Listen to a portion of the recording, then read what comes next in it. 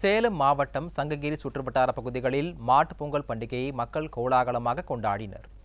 சங்ககிரி வட்டத்திற்கு உட்பட்ட அரசிராமணி, செட்டிப்பட்டி, குள்ளம்பட்டி, ஒடசக்கரை, தேவூர், காவேரிப்பட்டி உள்ளிட்ட பகுதிகளில் விவசாயிகளின் உற்ற தோழனான மாடு, ஆடுகளை குளிப்பாட்டி கொம்புகளுக்கு வர்ணம் பூசி அலங்கரித்தனர். இதனைத் தொடர்ந்து மண்பானையில் பச்சரிசி பொங்கல் வைத்து காய்கறிகள், இனிப்புகளை படையலிட்டு வழிபட்டனர். மேலும் பொங்கலோ பொங்கல் என கோஷமிட்டு பழங்கள், பொங்கல் ஆகியவற்றை மாடுகளுக்கு உணவாக அளித்து மகிழ்ந்தனர்.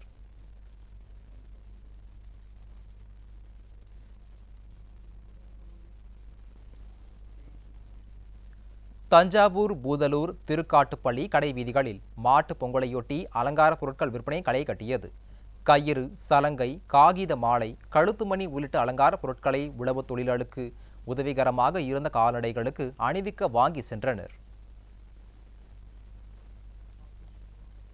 தஞ்சாவூர் மாவட்டம் கும்பகோணம் அருகே கோவிந்தபுரத்தில் ருக்மணி பாண்டுரங்கன் கோயிலில் உள்ள கோசாலையில் பசுக்களுக்கு கோபூஜை செய்து ஏராளமான மக்கள் வழிபட்டு பழங்கள் உள்ளிட்டவற்றை வழங்கி மகிழ்ந்தனர்.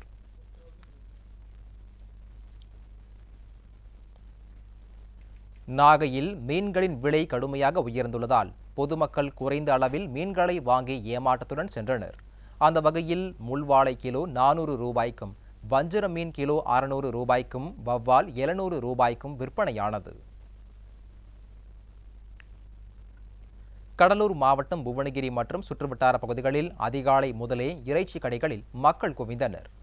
ஆட்டுக்கறி 1 கிலோ 850 ரூபாயில் இருந்து 1000 ரூபாய் வரைக்கும், மீன் 1 கிலோ 150 ரூபாயில் இருந்து 180 ரூபாய் வரைக்கும், கோழிக்கறி 1 கிலோ 180 ரூபாய்க்கும் விற்பனையாவதால் தங்களுக்கு பிடித்தமான இறைச்சிகளை பொதுமக்கள் வாங்கிச் சென்றனர்.